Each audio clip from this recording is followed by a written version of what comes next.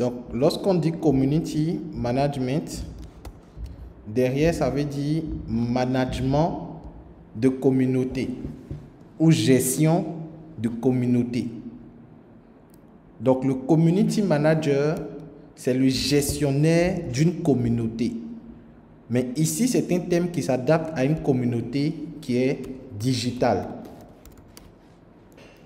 C'est un thème qui se rapporte à une communauté qui est digitale. Donc, faire du community management, c'est faire la gestion d'une communauté, mais qui est digitale. Et lorsqu'on parle de communauté digitale, on fait allusion aux plateformes. Donc, il peut s'agir d'un site web, il peut s'agir d'une page Facebook, il peut s'agir même d'un compte Facebook, il peut s'agir d'un compte Instagram, il peut s'agir également d'un compte LinkedIn, il peut s'agir de la plateforme YouTube, etc. Donc, voici ce qu'on appelle communauté digitale. Donc, la communauté digitale fait allusion à ces différentes plateformes-là. La communauté digitale fait allusion à ces différentes plateformes. Mais ce qu'il faut comprendre, c'est que sur ces plateformes-là, il y a des hommes. Donc, votre communauté digitale égale au nombre de personnes qui vous suivent en ligne. Donc, votre communauté digitale, c'est égal au nombre de personnes qui vous suivent en ligne. Donc, normalement, le community manager, lui, ne vient pas pour vous donner des abonnés. Ça veut dire que vous avez déjà une communauté. C'est un peu comme quand on prend une nounou. Une nounou, elle ne vient pas pour vous donner un enfant, n'est-ce pas? Est-ce qu'une nounou, elle vient pour donner enfant aux gens?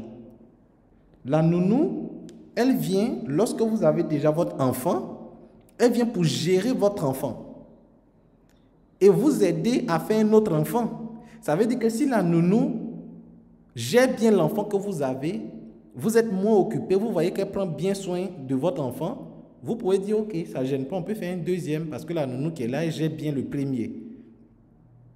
Donc, elle peut vous inciter à prendre quoi? Un deuxième bébé, à faire un deuxième bébé. Donc, lorsqu'on est community manager, ça va? Lorsqu'on est community manager, on est un gestionnaire de communauté. Mais le problème, c'est que dans la conception des gens, le community manager, c'est un vendeur. Ça veut dire, je vais créer ma page Facebook et je vais appeler un community manager qui va venir faire quoi? Gérer ma page Facebook, m'envoyer des clients. Ce qui est une erreur. Donc, le community manager n'est pas là à la base pour t'envoyer des clients. Le community manager est là pour gérer ta communauté. Et ta communauté, c'est qui? C'est ceux qui te suivent en ligne. Soit sur Facebook, soit sur TikTok, soit sur Instagram, soit sur YouTube, etc. Monsieur Loukou, aujourd'hui, il a une communauté. Monsieur Loukou fait des posts en statut. Qui me suit ici en statut? Qui regarde mes statuts constamment? La personne lève la main. OK. Maintenant, il peut s'avérer que monsieur Loukou est occupé. Il est super occupé ces derniers temps. Donc, monsieur Loukou décide de prendre un community manager pour son WhatsApp. C'est possible. Comme je suis beaucoup occupé, je vais prendre quelqu'un qui va gérer mon WhatsApp.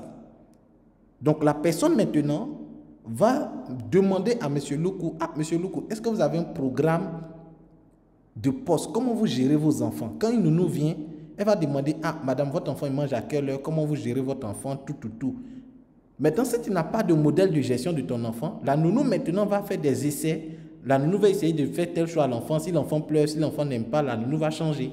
Donc, le rôle du community manager, c'est comme cette nounou. Et maintenant, l'enfant, ça représente votre communauté. Donc, à la base, avant même de solliciter un community manager, vous devez faire quoi? Vous devez penser à avoir une communauté. Vous devez penser à vous bâtir une communauté. Maintenant, comment avoir une communauté digitale?